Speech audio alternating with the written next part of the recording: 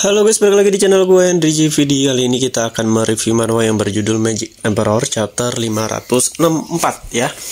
Yang dimana di sini kita melihat sebuah masih kayak bacot-bacotan lah ya antara Jongvan dengan para pelayan lainnya, serta di sini juga sepertinya Jongvan udah mulai ditakuti ya, bukan ditakut, disegani karena semenjak kejadian waktu dia jadi pelayan di sebuah istana ketua sekte, yang dimana dia sengaja banget ya ngebuat si ketua sektenya itu kesal, dan ketua sektenya kayak nggak bisa apa-apa gitu ya. Mungkin si Jongvan juga udah tahu di awal kenapa si ketua sekte ngundang dia, dan dia juga tahu kalau si ketua sekte benar-benar ngebutuhin si Jongvan, makanya dia nggak kesal kan.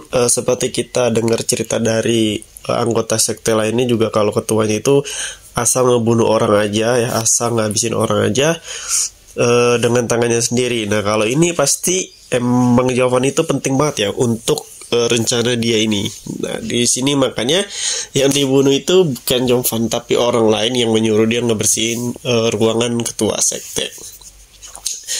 Jadi di sini kesalahpahamannya itu disangkanya Jongvan itu punya koneksi yang sangat besar ya, padahal emang gak ada koneksi apa-apa ya. Kemungkinan gara-gara dia ini masih dibutin aja sama ketua sekte agar nggak tahu buat rencana ke depannya kan ya, tapi belum ditunjukin. Nah di sini di kali ini akan ada acara seperti acara kompetisi atau pertarungan, yang dimana nanti bakalan ada yang bisa lolos menjadi murid luar ya. Jadi di sekte ini banyak juga ada murid luar, murid dalam ya kan. Nah di sini pun gue nggak tahu nih si Jongvan apakah ikut serta ya, tapi kayaknya kalau pelayan itu khususnya untuk ngelayanin aja kali ya. Tapi gue nggak tahu apakah nanti ada konflik di arena atau di suatu kejadian tersebut. Tahu sendiri kan Jongvan mulutnya tajam banget, yang dimana si Jongvan kemungkinan bakalan ikut ya dalam kompetisi luar, karena udah basi nih cerita-cerita di pelayan kayaknya. Menurut gue atau penulisnya juga nggak harus kebanyakan ngabisin waktu di pelayan aja yang cuman konflik kayak gitu-gitu doang ya. Ya karena harus benar-benar bikin dia ini di tahap selanjutnya, bikin cerita baru yang dimana si Jongvan seharusnya bakal nyari masalah di pertemuan untuk murid luar. Di sini kan lagi nyari orang-orang yang nantinya bisa masuk ke murid luar, jadi murid luar lah ya.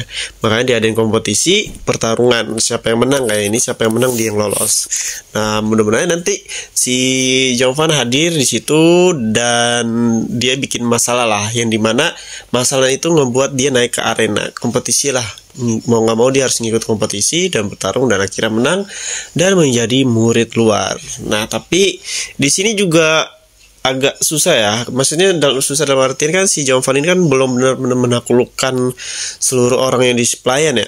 Contohnya itu meskipun cewek si cowok itu jadi pimpinan ya, dia berdua belum tahu kekuatannya Jongvan, belum kayak segen, belum kayak belum kayak tunduk lah ya. Kemungkinan sih menurut gue sih si Jongvan belum dipindahin jadi diangkat menjadi murid luar sih ya. Menurut gue dia masih kayak ke sekte pelayan.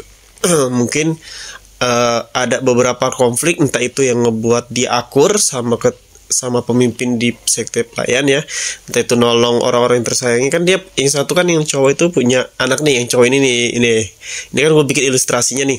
Salah satu orang yang penting lah, ketua di pelayan di situ.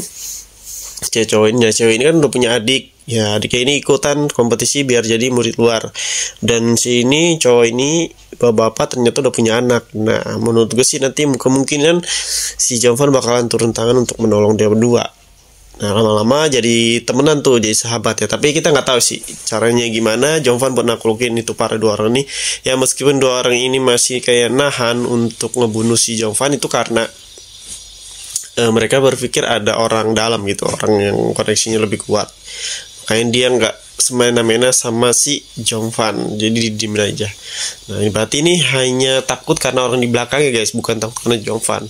Harusnya sih nanti dibikin suatu konflik yang dimana mereka berdua bakalan ngelawan si Jongvan, dan akhirnya Jongvan yang menang. Harusnya sih begitu. Oke.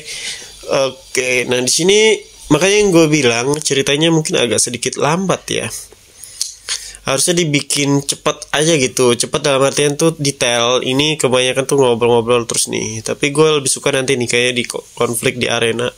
Kita bakalan tahu orang-orang yang ikut di dalamnya terlibat. Apakah ada ketua sekte lagi? Ya, yang benar-benar yang peduli sama Jovan ya. Lucu banget ya, kemarin si Jovan ngebersihin tempat atau rumahnya ketua sekte. Yang gue kira tuh ketua sektenya itu bisa bikin Jovan takut, tapi malah nggak takut ya. Karena menurut gue Jovan udah ada guru yang lebih hebat yang ngasih dia api hijau.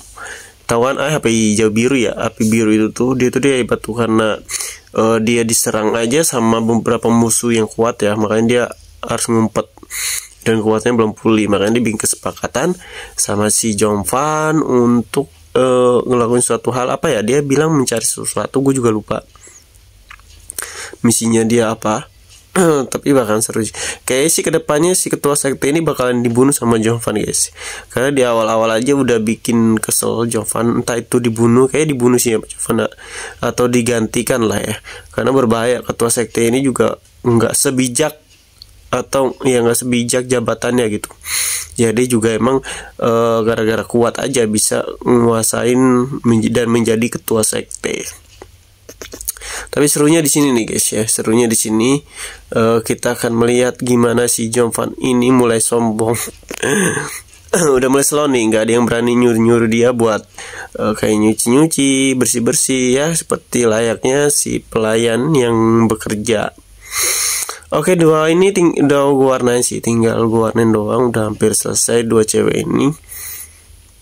Kita nggak tahu nih nanti dia berdua bakal jadi bawahannya Jovan atau cuman bakal jadi tumbalnya Jovan nih ya.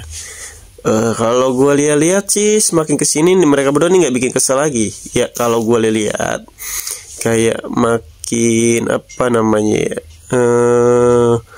makin kelihatan agak sedikit jinak baik-baik aja gitu. Mungkin karena takut kali ya ada orang dalam. Oke, jadi kalau kalian mau belajar desain ilustrasi seperti ini atau bisa bikin desain website, aplikasi, UX UI, desain grafis, bisa cek di playlist YouTube gua. Di situ udah ada banyak ya cara-cara tutorial. Siapa tahu bisa jadi sumber penghasilan kalian. Entah itu menjadi sumber penghasilan utama atau sampingan. Nah, jadi kalau kalian mau bikin sketsa dan lain-lain, cek ya. Dan kalau kalian ada pertanyaan yang nggak paham, yang nggak ngerti, bisa DM IG gue aja atau bisa langsung di kolom komentar video ini. Pokoknya terima kasih yang udah nontonin video gue. Sampai jumpa lagi di next video.